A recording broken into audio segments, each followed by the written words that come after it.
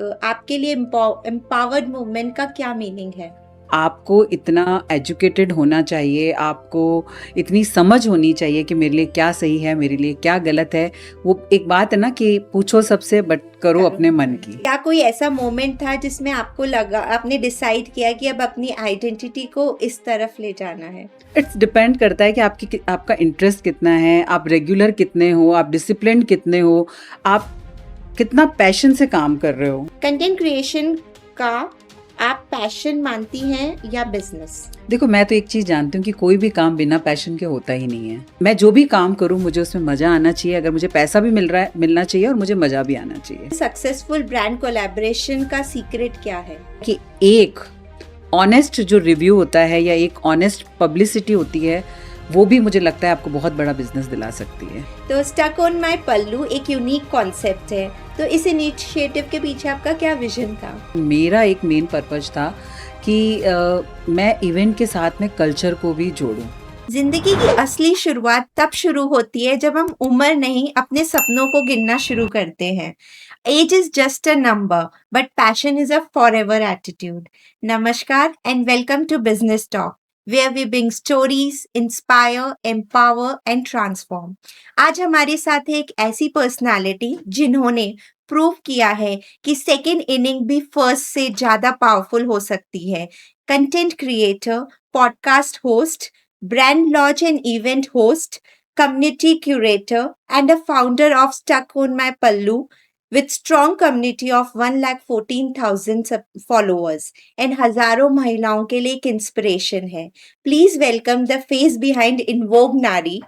Let's start today's with conversation. Welcome you, ma'am, Mamta ji. Thank you Pooja. So, Mamta ji, first let's start with your journey. So, सबसे पहले अपनी journey के बारे में कुछ बताएं।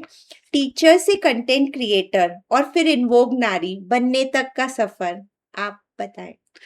सफ़र तो मैं ऐसा कुछ नहीं बोलूँगी, मुझे लगता है कि टीचिंग भी मैं बहुत एन्जॉय करती थी और डिस्कवर मुझे लगता है लाइफ में हमें कुछ ना कुछ करते रहना चाहिए और नेटवर्किंग करना मुझे हमेशा से बहुत पसंद था। जब मैं टीचर थी तो बच्चे, उनके पेरेंट्स सभी लोग बड़ा प्यार देते थे।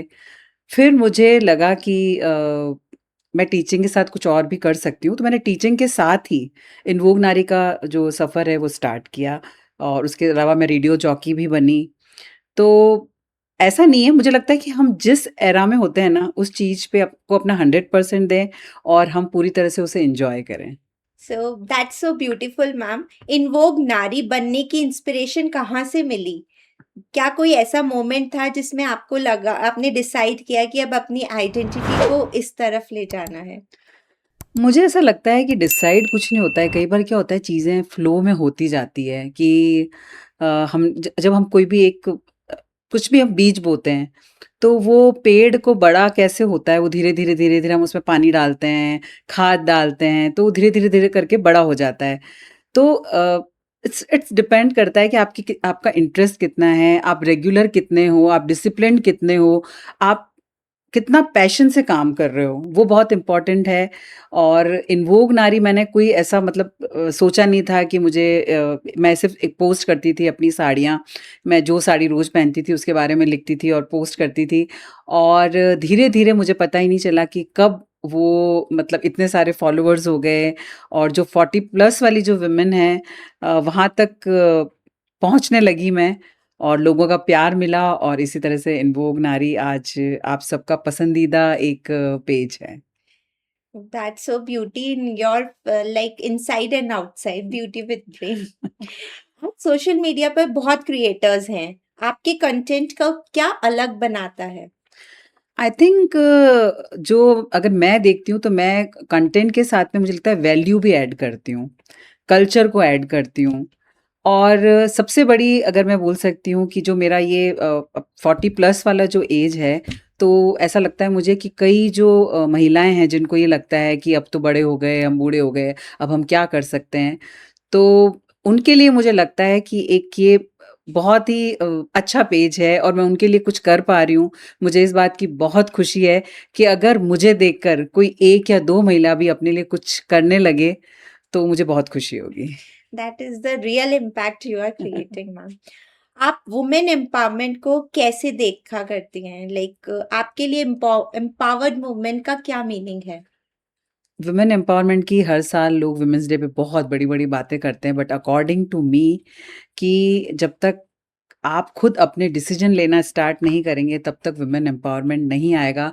आज भी मैं कई जगह देखती हूँ कि पदों पर तो महिलाएँ हैं, लेकिन जो डिसीजन है वो उनके हस्बैंड ही ले रहे हैं आज। तो जहाँ तक मुझे लगता है वुमेन एम्पावरमेंट का मतलब है कि आप अपने खुद फाइनेंशियल डिसीजन ले सको।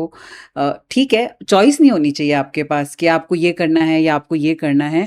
आपको इतना एजुकेटेड होना चाहिए, आपको इतनी समझ होनी चाहिए कि मेरे लिए क्या सही है, मेरे लिए क्या गलत है।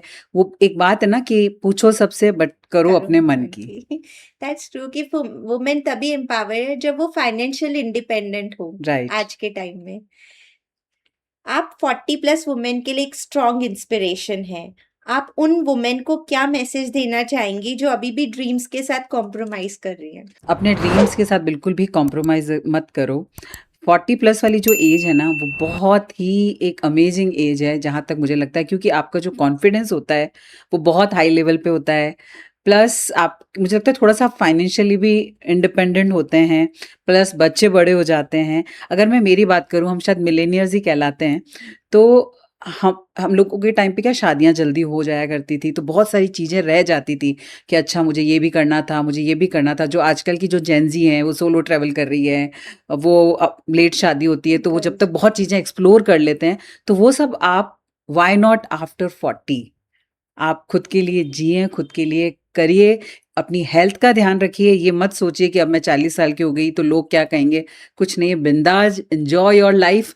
आपके मरने के बाद आपकी चौथी पीढ़ी भी आपको याद नहीं रखेगी। That's a beauty in your concept also. So let's go with some business talk special round. Content creation का आप पैशन मानती हैं या बिजनेस? देखो, मैं तो एक चीज़ जानती हूँ कि कोई भी काम बिना पैशन के होता ही नहीं है। पैशन है तभी आप कुछ कर सकते हो। आप अगर जॉब कर रहे हो तो भी आपको पैशन चाहिए, आप बिज़नेस कर रहे हो तो भी पैशन चाहिए, आप कंटेंट क्रिएटर हो तो भी पैशन चाहिए। हर चीज़ के लिए पैशन बहुत ज़रूरी है, लेकिन हाँ, पैसा चाहिए तो उसके लिए बिज़नेस भी बहुत ज़रूरी है। तो काम वो करिए जिस आपको लगता है कि जिसमें आप अपना 100% दे सकते हैं और आप पूरे पैशन के साथ कर सकते हैं। तो मैम आप इसको बैलेंस कैसे करती है पैशन और बिजनेस को? मैं जैसे क्या अगर मुझे कुछ अच्छा लग रहा है तो अगर मेरा मतलब बहुत ही मेरे दिल के करीब कोई चीज़ है और मुझे वो करनी है, तो मैं थोड़ा-सा नेगोशिएट कर लेती हूँ कि नहीं अच्छा ठीक है, साड़ी से रिलेटेड कुछ करना है, तो भई ठीक है, हाँ, हाँ, मैं कॉम्प्रोमाइज़ कर लूँगी। बट अगर मुझे लगता है कि नहीं वो मेरी नीश के लिए मतलब ठीक नहीं है, तो मैं मना भी कर देती हूँ, चाहे उ उसमें मुझे पैसा भी मिल रहा हो। बट अगर बिज़नेस की बात करें तो देखो पैसा सबके लिए ज़रूरी है, लेकिन हाँ, मैं एक बैलेंस रखती हूँ कि मैं जो भी काम करूँ मुझे उसमें मज़ा आना चाहिए। अगर मुझे पैसा भी मिलना चाहिए और मुझे मज़ा भी आना चाहिए। तो स्मार्ट डिसीजन लेती हैं आप। इन्फ्लुएंसर मार्केटिंग इंडस्ट्री बहुत फास्ट ग्रो कर रही है। ब्रांड्स आज क्रिएटर्स में सबसे ज़्यादा जो चैलेंज है वो क्या देखने को मिलता है? मुझे लगता है सबसे ज़्यादा जो चैलेंज देखने को मिलता है सोशल मीडिया बहुत हाइप पर है। तो आप जो सेल कर रहे हो वैसे प्रोडक्ट 50 लोग मतलब सेल कर रहे हैं, उसके अंदर आपकी क्या यूनिकनेस है, क्या ऐसा है जो आप अलग कर रहे हो? तो सबसे पहले तो आप खुद अपने ब्रांड का चेहरा बनो, अपनी स्टोरी खुद बताओ कि आपने कैसे स्टार्ट किया, उसके पीछे की क्या जर्नी है, लोग वो सुनना चाहते हैं। प्रोडक्ट तो एक जैसे बहुत जगह मिल जाएँगे, कॉपी भी हो जाते हैं आजकल। तो यू शुड टेल आप दूसरों को जैसे मैं एज अ कंटेंट क्रिएटर भी बोल रही हूँ कि बहुत सारे शायद कंटेंट क्रिएटर नाराज भी होंगे, लेकिन अगर आप अपना बिजनेस या कुछ भी स्टार्टअप करते हैं तो सबसे पहले आप खुद बोलना सीखिए, आप खुद चेहरा बनिए, अपनी स्टोरी बताएं। वो बहुत ज़रूरी है कि आप अपनी फर्म का खुद ही अपने आप को डायग्नोज करें पहले। राइट। आपने Marriott, Tanishq, Taneira, Allen Solly, Canara bank और जैसे बहुत रेप्यूटेड ब्रांड्स के साथ काम किया है। तो आपके हिसाब से सक्सेसफुल ब्रांड कोलैबोरेशन का सीक्रेट क्या है? सबसे बड़ी बात तो ये है कि कोई भी कोलैबोरेशन सक्सेसफुल तब होता है कि ब्रांड ने पहली बात तो क्या सोच के आपको हायर किया है। मैं तो हमेशा यही कहूँगी ब्रांड को कभी भी फॉलोवर्स देख के आप किसी को भी सेलेक्ट मत करो। आप उसकी प्रोफाइल में ये देखो कि क्या ये आपके लिए सही है या नहीं। और कंसिस्टेंसी बहुत इम्पोर्टेंट है, डिसिप्लिन बहुत इम्पोर्टेंट है। बहुत सारे क्रिएटर्स हैं वो क्या करते हैं कि कभी वो लगता है कि ट्रैवल ब्लॉगर हैं, कभी लगता है लाइफ़स्टाइल है, कभी लगता है फूड है। तो जो भी ब्रांड है, उनको ये सेलेक्ट करना पड़ेगा कि आप जो काम दे रहे हो उनका नीश क्या है, उनकी फॉलोइंग कैसी है, वो किस तरह का कंटेंट बना रही है। कई बार लाइक और व्यू से भी इतना फ़र्क नहीं पड़ता है। मुझे लगता है कि एक ऑनेस्ट जो रिव्यू होता है या एक ऑनेस्ट पब्लिसिटी होती है, वो भी मुझे लगता है आपको बहुत बड़ा बिज़नेस दिला सकती है। या दैट्स ट्रू, एक ऑनेस्ट रिव्यू चेंज कर सकता है आपके यस। ब्रांड की वैल्यू। सो आज के एंटरप्रेन्योर्स पर्सनल ब्रांडिंग के लिए कितनी इंपॉर्टेंस देनी चाहिए, लाइक? पर्सनल ब्रांडिंग बहुत ज़रूरी है आज के टाइम में, क्योंकि आपको खुद को पता है पूजा कि कंपटीशन तो बहुत है, दुनिया भर का है। आप एक गली में आपको आजकल इतने डॉक्टर मिल जाते हैं, एक गली में आपको आजकल सही इतने बात है। सैलून मिल जाते हैं। तो बहुत ज़रूरी है आपके बजट के अकॉर्डिंग आप करिए और आजकल पहले जितना मतलब कि कॉस्टली भी नहीं है। कि पहले न्यूज़पेपर और टीवी में एडवर्टाइज़मेंट देना बहुत कॉस्टली रहता था, लेकिन आजकल ऐसा नहीं है। आप खुद अपना चैनल क्रिएट कर सकते हैं, आप खुद आपके घर में भी इतने सारे लोग होते हैं, तो कोई ना कोई अच्छा स्पीकर भी होता होगा, तो आप उसको बोलिए कि वो आपकी ब्रांडिंग करे। प्लस आप जहाँ भी जाएँ, तो कोशिश करें कि आप खुद अपनी ब्रांड का ही पहनें। अभी रिसेंटली मैंने एक ब्रांड के साथ काम किया था, तो जब उनके यहाँ पे पीआर इवेंट था, मैं गई, तो उस बंदी ने खुद ने अपना ही ड्रेस नहीं पहन रखा था, उसने कोई दूसरे ब्रांड का पहन रखा था और जितने भी लोग आए वो सब उसको पूछ रहे थे कि आपका ये बहुत अच्छा लग रहा है ड्रेस, ये कहाँ का है? आपका ये बहुत अच्छा लग रहा है ड्रेस, कहाँ का है? तो अपने घर से ही आपको शुरुआत करनी पड़ेगी अपने ब्रांड प्रमोशन की, तभी आपका ब्रांड आगे जाके सक्सेसफुल होगा। That's totally I agree. अगर किसी बिजनेस ओनर को सोशल मीडिया के लिए ग्रोथ चाहिए, तो सबसे पहले क्या स्टेप करना चाहिए? अगर आपको सोशल मीडिया के लिए ग्रोथ चाहिए तो सबसे पहले तो आपको एक बहुत ही सुंदर अपना पेज, जितने भी सोशल मीडिया के प्लेटफॉर्म हैं, आपको उस पर अपना एक सुंदर सा पेज बनाना पड़ेगा। प्लस आप अपने प्रोडक्ट को कितना ब्यूटीफुली दिखा सकते हैं, वो बहुत इम्पोर्टेंट है। और सबसे बड़ी बात है कि ऑनेस्ट रहिए। अगर आप प्योर कॉटन से सेल कर रहे हो तो आप प्योर कॉटन बताइए, अगर आप 60-60 सेल कर रहे हो तो आप 60-60 बताकर ही सेल कीजिए। मुझे ये लगता है कि आप जो चीज़ कैप्शन में लिख रहे हैं या जो चीज़ आप प्रोडक्ट के नीचे लिख रहे हैं, वो उसको बिल्कुल ट्रू होना चाहिए। उससे क्या होगा कि लोगों पर आपका फेथ बढ़ेगा, आगे जाके आपके कस्टमर और आपके क्लाइंट अच्छे से बनेंगे। तो ये सब चीज़ें बहुत इम्पोर्टेंट है। Thank you Mamta ji. तो आगे बढ़ते हैं, कुछ कॉन्सेप्ट स्टक ऑन पल्लू कॉन्सेप्ट पे। तो स्टक ऑन माय पल्लू एक यूनिक कॉन्सेप्ट है, तो इस इनिशिएटिव के पीछे आपका क्या विजन था? पूछा आजकल इवेंट तो बहुत होते हैं। अगर मैं जयपुर की बात करूँ तो हर दूसरे दिन कुछ ना कुछ सही बात। इवेंट होता है, लेकिन मेरा एक मेन पर्पज़ था कि मैं इवेंट के साथ में कल्चर को भी जोड़ूँ। तो और साड़ी को मैं बहुत पसंद करती हूँ, तो मुझे लगा क्यों नहीं मैं कुछ एक ऐसी कम्युनिटी बिल्ड करूँ जिसमें मंथली हम लोग एक इवेंट करते हैं। सभी लोगों को मौका मिलता है कि अपनी वार्डरोब से साड़ी निकालें और आज तो भई इवेंट है स्टक ऑन माय पल्लू का, तो हमें पहन के जाना है। तो मेन बस इसका पर्पज़ यही है कि हम इवेंट के साथ कल्चर को भी जोड़ें। ये इवेंट का सबको बेसब्री से इंतजार रहता है, क्योंकि ये इवेंट हर बार कुछ स्पेशल लेके आता है और हर फीमेल को साड़ी से अलग लगाव होता है और उसे एक मौका मिलता है सबके साथ पहनने का और इन्हांस करने का। तो आपने हेरिटेज, कल्चर और साड़ी को नेटवर्किंग के साथ कनेक्ट किया है। ये आइडिया कैसे डेवलप हुआ आपने? फ्रैंकली स्पीकिंग पूजा मैं बहुत टाइम से करना चाह रही थी, बट बिकॉज़ ऑफ रिस्पॉन्सिबिलिटीज़ घर का, बाहर का, तो हो नहीं पा रहा था। लेकिन अभी लास्ट टू लास्ट ईयर जब मैंने अपना जॉब छोड़ा, क्योंकि अब दोनों बच्चे बहुत अच्छे से सेटल हो गए हैं, तो बस मुझे ये लगा कि जैसे ही बच्चे सेटल होंगे, मुझे 9 टू 5 जॉब नहीं करना है। और मेरे दिमाग में फर्स्ट आइडिया यही आया कि मुझे कुछ ऐसा बिल्ड करना है, जो कि जयपुर में नहीं हो रहा है या हो भी रहा है तो शायद मुझे मेरी नॉलेज में नहीं है। तो और मैं मोस्टली हम लोग वीकेंड पे ही रखते हैं, उसके पीछे भी ये रीज़न है कि जितनी भी वर्किंग है, जो भी किसी न किसी प्रोफ़ेशन में है, वो 5 दिन इतना बिज़ी रहते हैं कि वो खुद के लिए समय नहीं निकाल पाते हैं। तो थोड़ी देर, कम से कम 2-3 आवर्स, वो जब मेरे इवेंट में आते हैं साड़ी पहन के, तो वो सब कुछ भूल जाते हैं और लिविंग एन्जॉय करते हैं। या वीकेंड सबके लिए स्पेशल रहता है, and then to have with the friends. Okay, so let's have now एक यंग जनरेशन के लिए कि यंग जनरेशन को इंडियन कल्चर से अगर कनेक्ट करना हो तो क्या कर सकते हैं? अगर आप इंडियन कल्चर की बात करें और यंग जनरेशन को हम अगर उससे जोड़ना है, तो मैं सबको यही कहूँगी कि आप चाहे कितने भी मॉडर्न बन जाएँ, लेकिन अपने कल्चर को साथ लेके चलें। अपने जो तीज त्योहार जो हम इतने सालों से बनाते आए हैं, चाहे इतना यूज़ नहीं हो पाता है, लेकिन हाँ, घर में जो आपकी आने वाली पीढ़ी है, उनको पता होना चाहिए कि आज तीज है, आज गणगौर है, आज लहरिया पहनते हैं, आज मोठड़ा पहनते हैं। तो ये जो छोटी-छोटी चीज़ें हैं ना, ये आपको इतनी सुकून देती है, खुशी देती है कि मैं बता नहीं सकती हूँ। तो आप मैं जो पेरेंट्स हैं, मैं उनको बोलूँगी कि बच्चों को शुरू से ही बचपन से ये आदत डालें कि वो कल्चर, हेरिटेज और इसका मीनिंग समझें और अपने आने वाली पीढ़ियों को भी वो विरासत में दें। तो India is a full of values and creation और की राइट। कल्चर के लिए, और जयपुर स्पेशली बहुत फेमस है अपने कल्चर, ट्रेडिशन और लाइफ को लेके. That's so beautiful, ma'am. So let's have some podcast host to the podcast host, because you are also a podcast host. So let's have some interesting conversation. आप खुद भी podcast host हैं. आपके according एक meaningful conversation और एक viral conversation में क्या डिफरेंस है?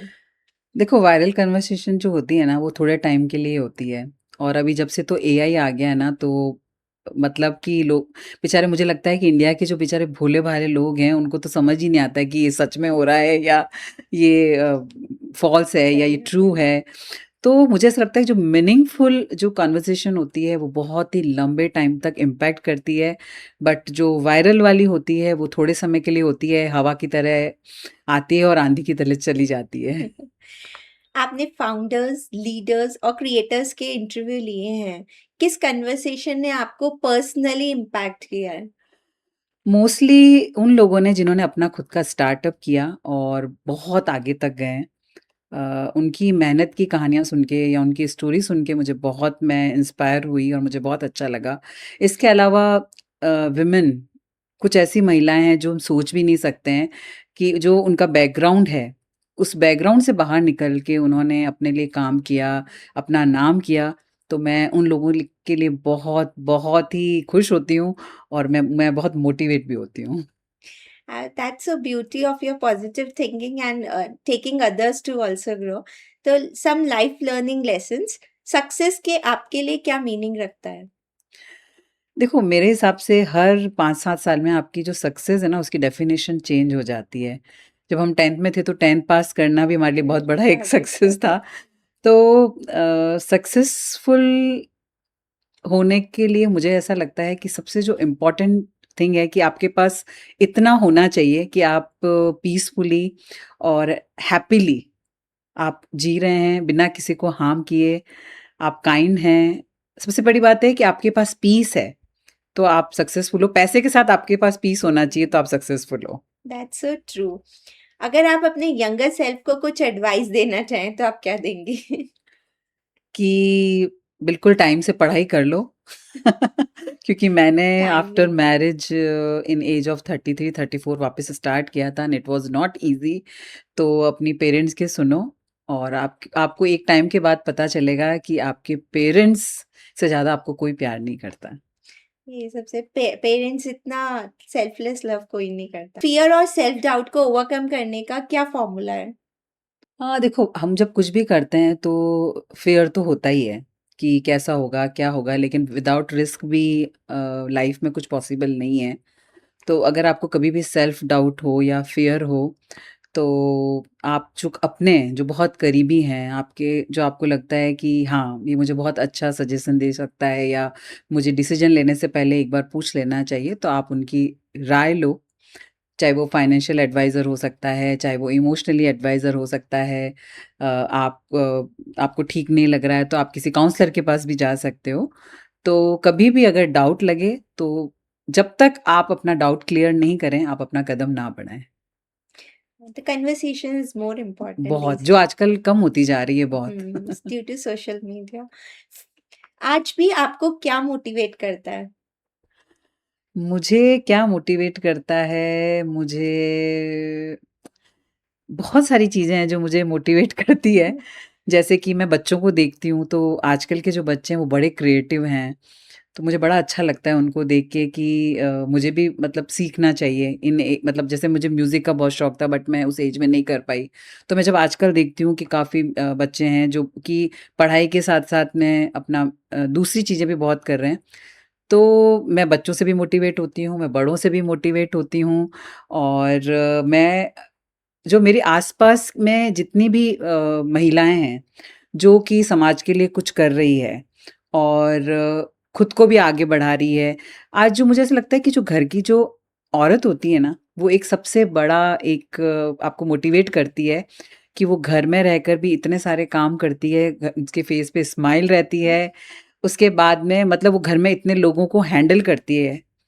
तो मुझे लगता है कि चाहे वो वर्किंग है, चाहे वो किसी कोई प्रोफ़ेशन में है, तो वो सारी ही महिलाएँ मुझे मोटिवेट करती है जो अपने फ़ील्ड में कुछ न कुछ कर रही है। दैट्स अ ब्यूटी कि सब में कुछ ना कुछ लर्न करने के लिए होता है। राइट। अगर आपको पूरे भारत की वुमेन एंटरप्रेन्योर्स को एक मैसेज देना हो तो आप क्या देंगी? कंसिस्टेंट रहें, अपने डिसीज़न पे डाउट नहीं करें।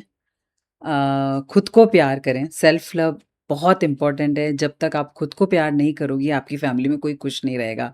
तो फैमिली में जितने भी लोग हैं ना, उनको ये जानना बहुत ज़रूरी है कि जब तक घर की हमारी स्त्री खुश नहीं है, हम कभी खुश नहीं रह सकते हैं। तो ये बहुत इम्पोर्टेंट है। हाँ, ये बहुत ज़रूरी है कि फीमेल्स खुश रहें घर की। हुँ। तो ममता जी, अब वक़्त है बिज़नेस टॉक के रैपिड फायर राउंड का। एंड आई एम तो so excited. Give one word और अ सेंटेंस। डन। साड़ी और वेस्टर्न?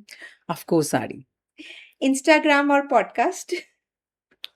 एक्चुअली दोनों ही मेरे बहुत करीब हैं तो बोथ। पैशन और profession? Passion first. Okay. T और कॉफ़ी? बोथ सामने वाले को जो अच्छा लगता है वो पी लेती हूँ। कंपेनियनशिप है।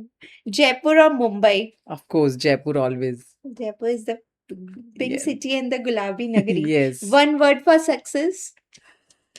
Consistency, discipline, uh, this One word for women. self love. One habit that changed your life. Consistency and honesty. One dream still you have in your bucket list. There are so many dreams I think सपने देखते रहना चाहिए हम सपने देखते हैं तभी जीवन चलता है तो अभी तो हाल फिलहाल मेरा ये सपना है कि जो स्टक ऑन माई पल्लू अभी मैंने रिसेंटली स्टार्ट किया इन फेब्रवरी ओनली और बहुत अच्छी हाइप मिली है विद इन 4-5 मंथ तो मैं चाहूँगी मैं इसको ऑल ओवर वर्ल्ड लेकर जाऊँ That's beautiful. One person who inspire you the most. My grandfather and Ratan Tata ji, late Ratan Tata ji, मैं उनको बहुत पढ़ती हूँ और मुझे उनके विचार, वो जिस तरह से मेहनती थे, जिस तरह से काइंड थे, लोगों को प्यार करते थे एंड कहीं न कहीं मेरे दादाजी में भी वो वाले गुण थे। तो मैं रतन टाटा जी से बहुत ही प्रभावित हूँ। Content creator or community builder. Content creator. Because yeah. Fame or impact. Both. Okay, so you have the both. Thank yes. you. So now it's a last question from you. ममता जी, जब लोग आपको 20 साल बाद याद करें, तो आप क्या चाहती हैं कि वो आपके बारे में क्या सोचें? Like, देखो, मैं तो सबसे पहले बताऊँ कि मैंने कभी ज़िंदगी में ये सोचा ही नहीं कि कौन मेरे बारे में क्या सोचता है और हम लोग जितना ये सोचते हैं ना, उतना ही टेंशन में रहते हैं, कि सामने वाला क्या सोच रहा है, खुद को इतना बिज़ी रखो और शायद मैं कोशिश करूँगी कि मैं 20 साल बाद मैं अराउंड 60s में आ जाऊँगी और मैं उतना ही बिज़ी रहूँ जितना मैं अभी हूँ। मुझे रेगुलर काम मिलता रहे और लोग अगर मुझे याद करें तो कि यार मतलब कि ममता से मिलकर मज़ा आता था। मतलब एक एक वो जो joyful एन्जॉय शब्द. करवाती थी, वो इतनी लाइवली थी, मैं चाहती हूँ लोग मुझे इस तरह से याद करें। तो hope for the best you will be, और अभी भी आपको लोग बहुत एंजॉय करते हैं, they like to have with you. तो आपके all the best wishes for you. कुछ लोग कहानियां सुनाते हैं और कुछ लोग अपनी जिंदगी को एक कहानी बना देते हैं। आज की गेस्ट ने हमें सिखाया है कि री इन्वेंशन से कोई एज नहीं होती, ड्रीम्स की कोई एक्सपायरी नहीं होती, और कॉन्फिडेंस से सबसे खूबसूरत रूप होता है अपनी इस असली पहचान को जीने के लिए। तो Mamta ji, thank you for sharing your inspiring journey with us. Thank you Pooja. और जाते हुए मैं ये कहूँगी कि बी ओरिजिनल, हमेशा ओरिजिनल रहो। कभी भी दूसरों को देखकर या सामने वाले को देख के खुद को चेंज मत करो। आपकी अपनी आइडेंटिटी है। नमस्कार। उम्र बढ़ती है लेकिन सपने कभी बूढ़े नहीं होते, और खुद को दोबारा पहचान लेते हैं, वही जिंदगी को नए रंग दे देते हैं। सो दिस इज पॉडकास्ट, ये Pooja Agarwal signing off. Thank you so much, keep learning, keep growing. Thank you.